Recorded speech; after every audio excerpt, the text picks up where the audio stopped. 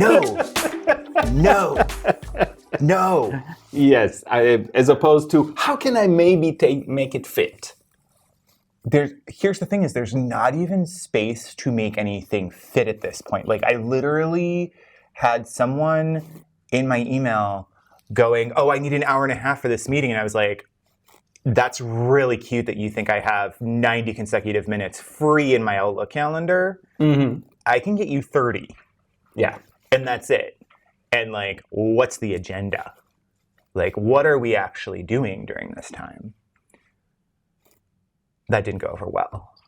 But it's necessary. I mean, when you start saying no to things, you have to recognize that some people, at least in the moment, will not react well because everybody always thinks that you should learn how to say no, except to them.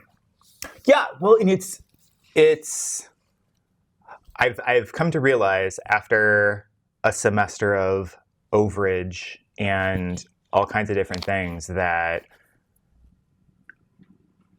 I kind of let my boundaries slip for a hot minute, and I've been paying for that ever since. And so I'm stuck in this kind of Sisyphean task of how do I continue doing what I've been doing in an okay fashion, but also like pick up some of the plates I've dropped and glue them back together. How do I find time for that? So I'm kind of stuck in this like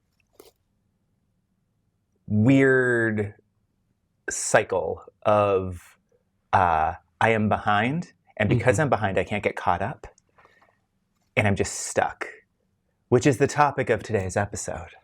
Look at how I segue. Yes, and our topic is really how do we get unstuck? Because we all know how to get stuck. That is the easy part. I mean, and part of the trick is, do you know when you're getting stuck? So, essentially this episode is just going to be a whole big therapy session for myself that I don't have to pay for, which is nice. So thanks for coming and helping me out. I'm always happy to help out. And maybe, give you some tips around how to not get stuck in the first place, but also if you do find yourself getting stuck, how to get unstuck. This is Not That Kind of Doctor. I'm Nick Hughesby. I'm an associate professor of elementary literacy education here at UNL. I'm Guy Trainin. I'm a professor of education here at UNL, and we're going to talk about getting stuck and then getting unstuck. So talk to us a little bit about how you are stuck right now. How am I stuck right now? So to give some context to this, at time of recording, we are, 2.5 weeks away from the end of the semester. Yeah.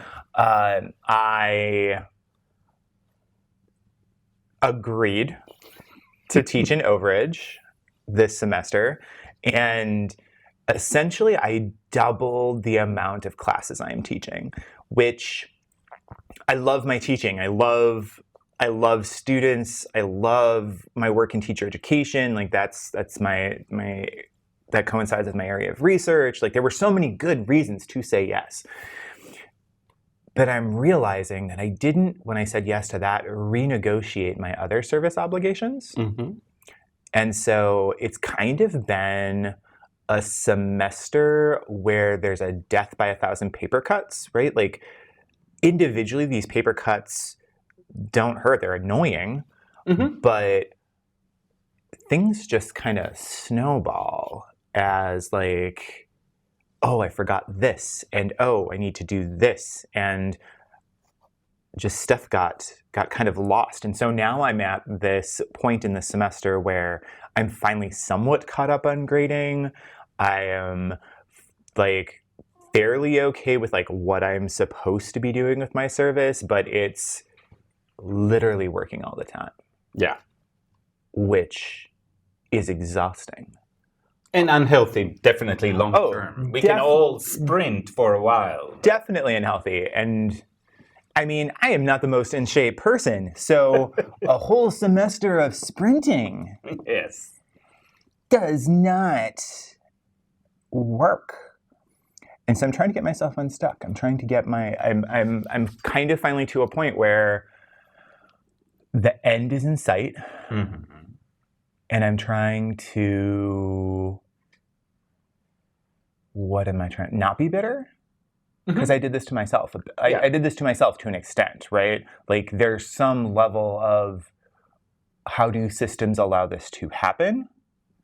Yeah. But also, I didn't have to say yes.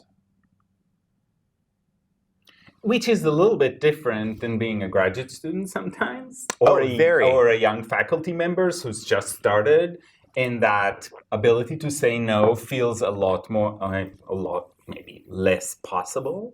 Mhm. And so being really strategic. Then we talked in previous shows about how do you learn to say no, how do you use your mentors to back you up and to put boundaries around you when you're struggling to do that.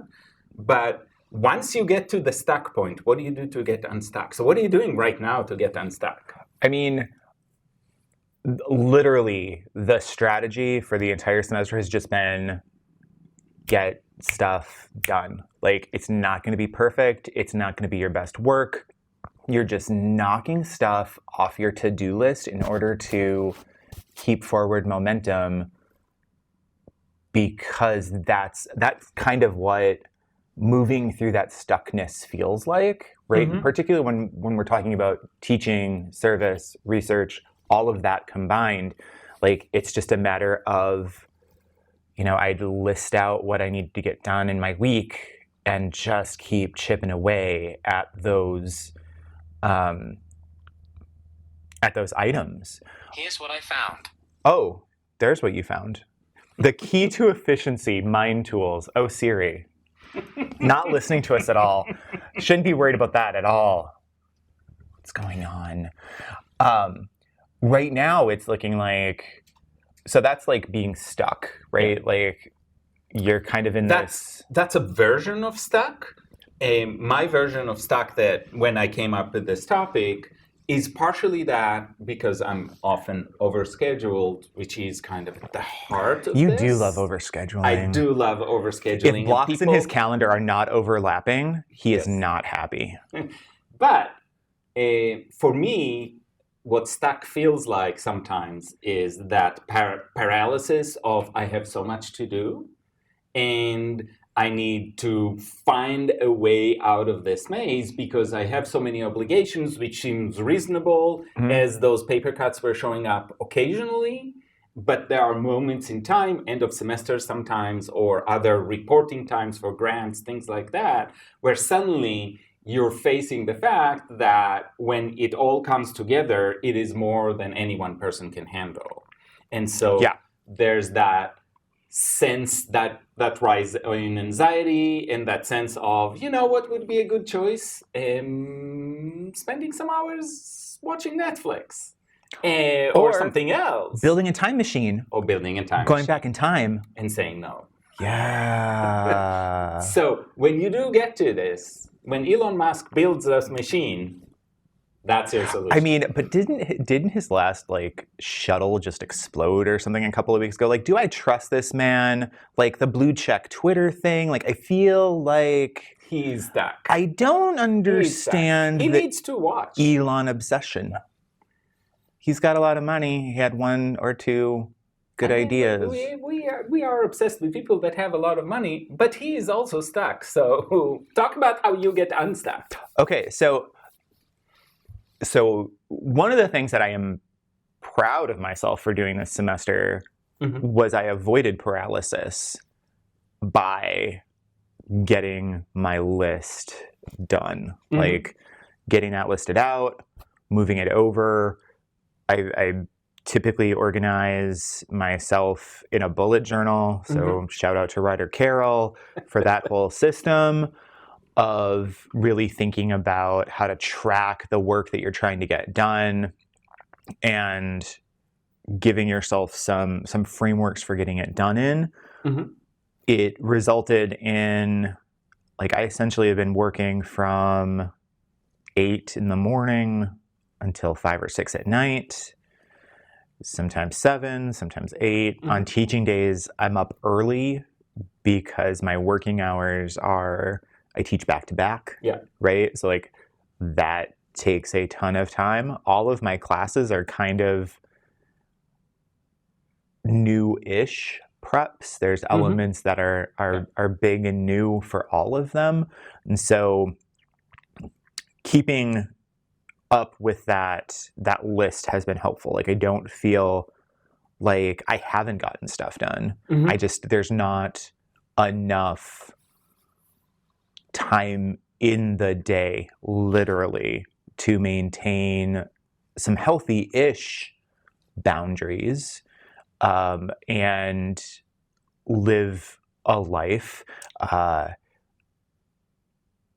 So some things are just going to fall apart, and coming to grips with that. Yeah, and so I think that in the short term, it's managing time. I use the system from Michael Hyatt, for example, that really talks about what are the 3 things you must accomplish today in a way. So you still have your lists, but you think about, what do I have to get done today? And if I get those 3 things done, I feel like my day was successful, even though I probably did another 20 things that may have been on my list. But that helps you sense the progress and also prioritize early and make sure that you can get through the day through these hard periods. But I think the most important thing is, after that period, and the beauty and the difficulty of working academic lives is that we do have seasons, and we do have beginnings and ends, and those tend to be stressful in different ways.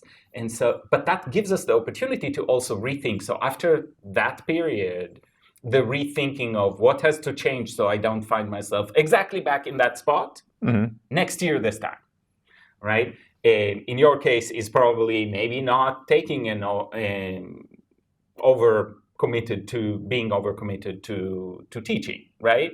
Is like thinking, was that last time? Was that a good choice?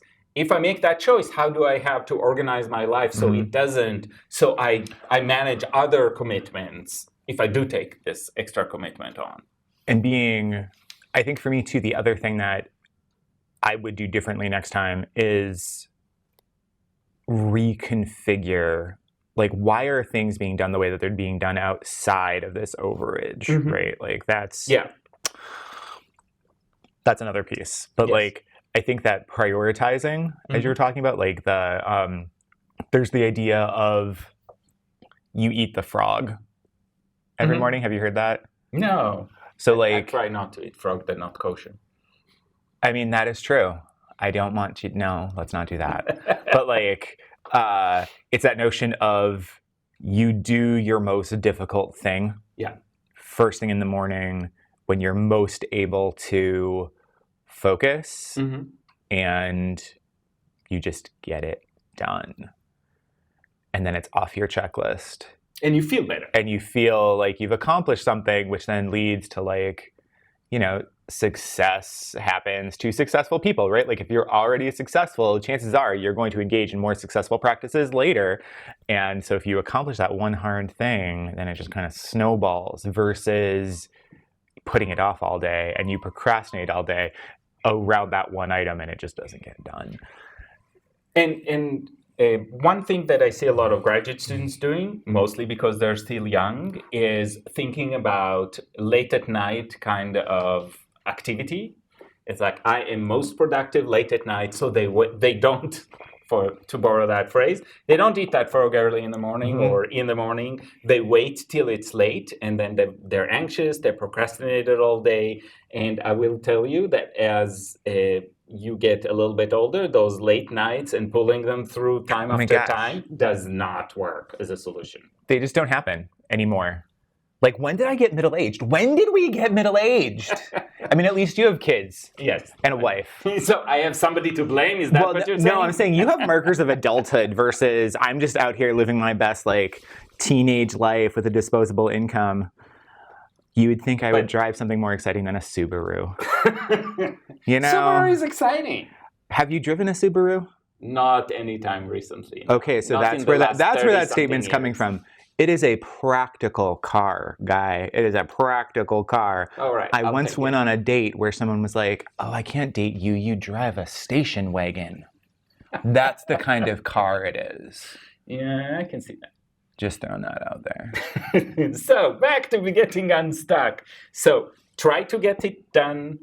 Have a list of what happens. I think that thinking about what must happen today has been, when I get to this bottlenecks, because I do a lot of grant work, there's always bottlenecks, and suddenly everybody wants a report from you. Mm-hmm. So managing your time then becomes critical, and of course, then the thinking backwards is, how do I prevent this? This is, for me, the most important thing, is how do I prevent this from happening? Or as I feel it happening, I may have talked about this in a previous episode, I'm not sure, but I used to do this moment at least once a year, sometimes once a semester, where we would sit to breakfast, Sarah and I, and I would say, here's everything I'm doing.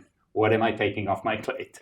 Mm-hmm. So making that decision to start saying no to things and start saying what is really important to me, to my ability to be influential and to my career, and what is just stuff I'm doing because I'm trying to be helpful or I'm trying to support somebody else. And it's great to support other people. And right now, as a full professor, I do a lot of that and I enjoy that. But early in your career, when you're a graduate student, you have to make sure I'm doing the things I need to do for me to become a professional, for me to be able to be successful. Because if you're not successful, all of that support you gave other people that's not worth it. You can, if you take care of yourself in your career, you will be able to support people for a long time. If you're not going to be able to graduate with your doctorate, you're not going to be able to get that job, or you're not going to be able to get tenure, then you're not going to be able to support people. So even if you are thinking about other people as a primary concern in your life, you still have to get there yourself first. And so really thinking, I had a graduate who's now teaching at another university, and I meet with her about once or twice a year. And one of the things I told her about teaching is, and we talked about teaching is great. But at the end of every semester, think, what didn't work? What is too much? How do I pare this down so I can manage? Because she started her career with a class that was reduced from 6 credits and all the time that it contains to 3 credits without taking anything out of the syllabus. That's a classic, this is how you get stuck. Because you're not getting paid for all of that time. You're not being supported for all of that time. Students aren't, but you're asking for all of this. This is not manageable. So you've got to rethink. So use those times, I think, in the academic year and in the semester to rethink what you've done when you're still feeling the pain, right? This is the moment that you need to recall, is that stuck moment to think back and say, I need to not be in this position again. Yeah, well, and so my previous strategy and or tactic for getting through with the to-do list is really when things are bottlenecking. So like 3-4 weeks ago, that was my primary strategy to get unstuck. And kind of where I'm at now really works with that idea of there's a light at the end of the tunnel, one. And I can think forward a little bit. I can actually engage in some proactive planning versus always having to be in the moment checking stuff off my to-do list and putting out fires and et cetera, et cetera. So now there's a little bit of an opportunity to plan ahead. And that's been really helpful in terms of getting out of kind of a stuck mindset because of how much time I've had to invest in teaching, how much time I've been able to dedicate to writing, how much time I've been able to dedicate to service, et cetera, like thinking through strategically where have I made inroads, and particularly with teaching, like what has been useful. Because of my lack of time, I've had to figure out some more efficient ways around teaching. How do I want to codify what really worked well and what didn't? What can I get rid of? So that's actually been fairly reinvigorating in terms of like finishing out the semester, not necessarily strong, but just finishing. I just want to finish, right? Like, no one ever says, I ran the race plus or I ran the race minus. You ran the race. Yes. Full stop. I just want to finish the semester. So, but that has been super helpful in terms of also setting up, so it's spring semester, setting up what is the work that I want to be doing for this coming year. Mhm. Like, what is most important to me as a professional, as a member of the department, as a member of the university, as a member of the larger field? What's the work that I want to be doing? And how do I get that done? Yeah, and I think that early in your career, especially as a graduate student, everything feels like an opportunity because everything is an opportunity. Because you're new to this and it's all new and you don't know what's hiding behind some opportunity. But there is that point where you have to start remembering that at the end of the semester, if you're a graduate student, you're going to have all of these papers and projects that are due. If you're a young faculty member, at the end of the semester, there's going to be all of these papers that you need to read, all of these assignments. So how do you make sure that your other obligations will not bring you back to a position where you're frozen? One of the things I often say to young faculty members, just remember that no matter what, and graduate students who are teaching, every semester, at least in my living memory, 25 years in higher education, every semester ends and the grades are in and everybody survives, at least the teaching part, the teaching and learning part. So it feels like you're not going to get there. We all get there. There are shortcuts and solutions and ways to get there more effectively. But again, remember that moment of pressure, because I think that is the key to not getting stuck in the same position later. If you don't take that reflective moment, then you're bound to repeat it. And there's the third part of the third kind of stuck, which you kind of described, but not fully. And that is the frantic stack. You're always doing something. You feel like your time is full, but you're really scurrying around, trying to put out fires and never completing anything, never productively getting to a point where the tasks are done and you can move on and you can relax. And it gives you a sense of forward movement, but really without that reflective moment of saying, how do I not end up here again? You're going to be back there. Because we do, I mean, it is the same principle as the closet principle, right? If you have a closet, you're going to fill it. Just hopefully not with myself, because, been there, done that. Don't want to do that again. Not that closet, but you have a closet. Wait, what kind of house do you live in where your bedroom has more than one closet? Does your bedroom have more than one closet? Yeah. Wow, you fancy. I am fancy. I'm super fancy. You are super fancy. We have 2 closets. And this is where I stop feeling like an adult. I only have one closet, and you need only one. How do you need 2? You need 1. I would just like to have it. Oh, just to have it. Okay. Why not? I think it can be arranged. No, it can't. But then you get stuck because there's too many clothes. I mean, I am running into a problem where I actually have too few clothes. Is it a problem, though? I mean, how many shirts do you have, Guy? In the comments, tell us how many shirts has Guy worn on this podcast? I have... if you're watching on YouTube. I don't know. I have maybe 20? I don't know. Probably more. I was going to say that. I've just edited. I've just gone through editing because I felt stuck. It's like I have this closet and there are a lot of shirts in there, but I'm wearing a very small subsection. Why do I have these other shirts from other times in my life before I got fancy and shiny? So maybe I need 2 closets. Maybe you do. But probably not. There's no room. Okay, so thinking about one of the other things that's been really tricky for me is when I took on this overage, I really did plan for it. Yeah. Like, I time blocked, I did everything I was supposed to. And one of the things that has stood out to me is because my time has been so valuable in terms of being able to get stuff done. And I haven't fallen into that, like, I'm running, Frantic. I haven't fallen into the frantic piece.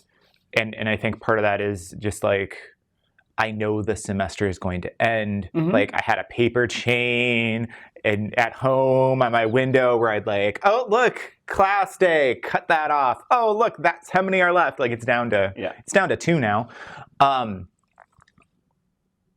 So I did everything right. Yeah. In terms of like the pre-planning and thinking through like what times I would need to do a good portion of stuff. But the thing that I did not plan for would be thinking through demands on my time that didn't actually result in any kind of meaningful work getting done. Yeah.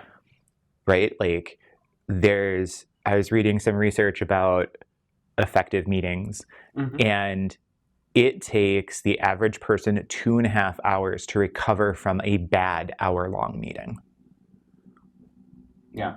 And I felt that this semester. Yeah, and my strategy, and again, as a graduate student and a young faculty member, you have very little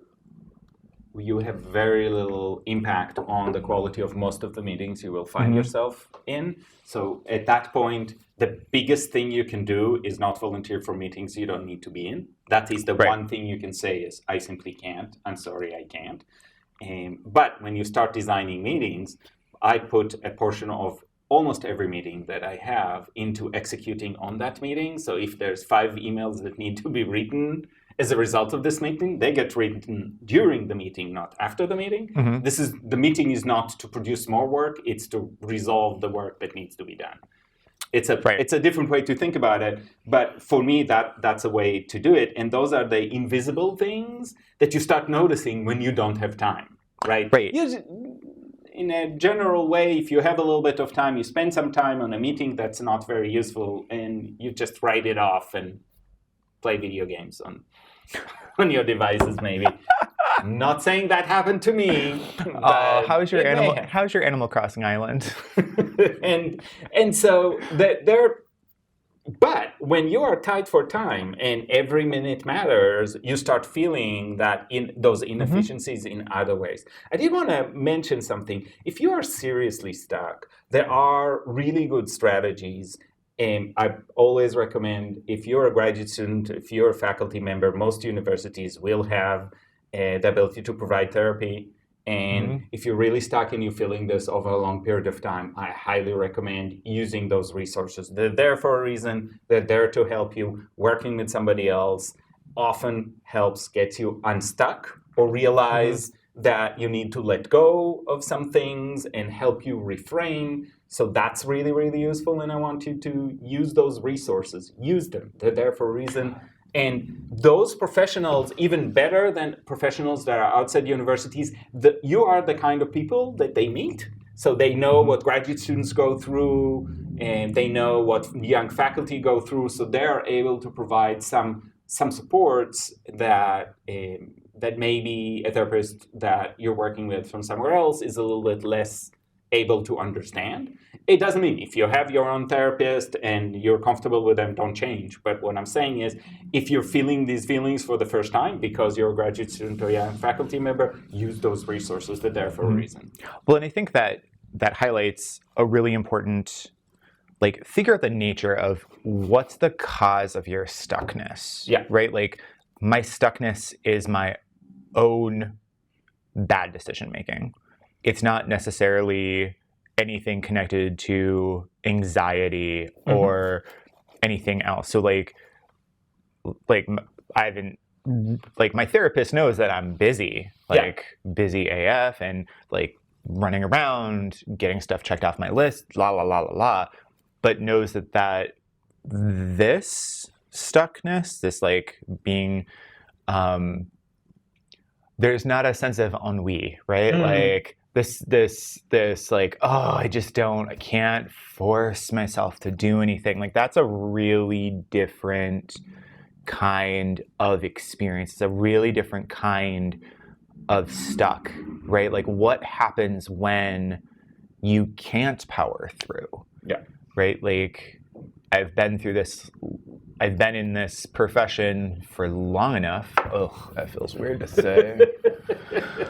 For long enough to know that, yes, this semester will end and ultimately it will be fine. Like no lasting damage has been done. It doesn't feel great as you're realizing that, oh, look at the field in which I have broken all the plates that I was spinning, but look at those 8 that I still have spinning, right? Like I can manage that better than I probably could 5 years ago. I can manage that better than I could definitely 10 years ago. But if it were to the point where I just laid in bed all day and was like, oh, I have so much to do, like that would be a moment that I would need to go find some help, right? Like, like to use a group in Michigan. So winter's crazy, right? And when you get stuck in the winter, you put chains on your tires. Like that was a thing that we did. Metaphorically, if I can't get the chains on my tires to get some traction moving, that tells me that I need to go do something else, right? And so deciding what's the nature of your stuckness, I think is important. Is it this kind of,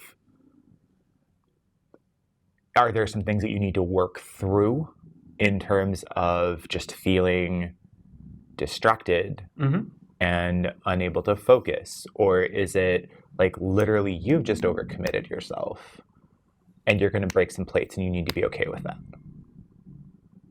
Does that make sense? Yes, that does make sense. Although, so for me, a little bit different than you're thinking about this, I think. For me, therapy can also help at that moment where you need to admit that some plates are going to break.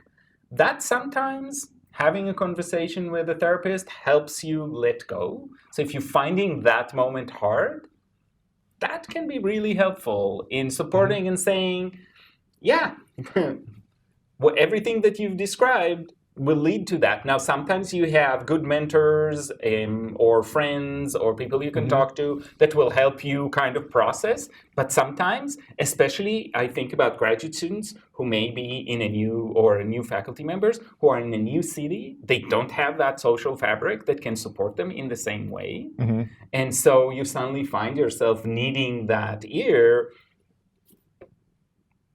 You can journal. You can use other supports, and you can go see a therapist, even if it's for a few meetings, just to help you process. It's been an interesting experience in terms of like setting boundaries, right? And that idea that when you set boundaries, and sometimes there are boundaries that you set, sometimes there are boundaries that are set for you, there's going to always be some level of disappointment. Right? Whether it's you being disappointed for allowing your boundaries to be crossed by someone, or whether it's someone's disappointment in you that you are not giving up your boundary, you're not taking down your boundary in order to accommodate what the ask is. And being okay with that disappointment is probably, like, if I have a superpower, that might be it. Like, I'm fairly okay with a certain level of disappointment in me. I have not been in the past. I've learned to be very okay with that. I struggle with disappointing other people because there's a certain part of me that is very much a people pleaser, and I want to make people happy. But I have learned to let go of that and to know that not everybody's going to love me. Most people like it when they do. I do like it when they do. But I'm perfectly fine. I've learned it's never going to be like that. And there's going to be friction, and not everybody's going to love everything that we do. And when we teach, our goal is to teach, not for our students to love us. I mean, if they love us, it's a bonus. Mm-hmm. And it helps make things easier, but it's not a prerequisite. And so I've learned to let go, and I've become really good at letting go of the semester. When it's over and it's a hard semester where I've overcommitted, I've learned to let it go and say, that semester has happened, and new one will come right after it, and we will have a chance to do it better. It's coming up. But I feel like that notion of, and particularly in teaching, we cleave to that idea of, oh, I can't disappoint anyone so hard. Yeah. That could be something I could see, like, get some help around that particular issue. That doesn't mean that I'm like off and disappointing people left and right. Like, no, a disappointment for you, a disappointment for you, a disappointment for you. I'm just disappointing. That says so much about my dating life, though. Oh, like I'm just disappointing. I drive the station wagon. See that callback? Yeah, nice. Yeah, that was good. That was good. Yeah. All right. It's been a session. It's been a session. Will you mail me my bill? Will you check with my insurance first? How does this work? We have the same insurance, so you know what you're up against. We do, but yes, that is a complicated one. So but still use the services. There's a reason we have insurance. Still use the services. Like that is part of your compensation. Yes, use it. Therefore, you should be using it. Just saying. Take advantage of all of the compensatory policies that are available to you. So, yeah, semester is winding down. 2.5 weeks. Yeah. I hope this hasn't been construed as the one thing I can't kvetch about. Yes. I have to say that my students have been amazing. Mm-hmm. So if you're hearing this, TAC 311, 313, TAC 302, and TAC 989, you have been amazing. Like, mwah, chef's kiss. So smart, super great teachers in practice, super great teachers in training. I cannot complain about that. What I can complain about and have been complaining about for the last, half hour? Mm-hmm. Or so. Just the sheer amount of crap that I have on my to-do list that's left me with a feeling of just being stuck. However, I'm in a point now where, like, I've known it's going to end, mm-hmm. and now I see it. Yes. The light. And that has been delightful. Like, it's this nice feeling of getting a little unstuck in terms of, like, the morass of a never-ending mm-hmm. to-do list. So that's exciting. So summer is coming. Let's not talk about summer yet. I can barely think past Friday. All right. But if you're stuck, there are ways out, and hopefully this has been somewhat helpful in terms of, like, thinking through some adaptations. I'm trying to think of what the value added of this has been, aside from a glimpse inside of the craziness that is my head. A glimpse, knowing that we're all experiencing this, that you're not alone when you feel stuck and a little bit crazy and super structured. A little bit crazy? A little bit. A lot of crazy. Okay, I'll take a lot. It's all good. It's fine, because you know what? The semester is ending. Yes. 2.5 weeks. The semester is ending, folks.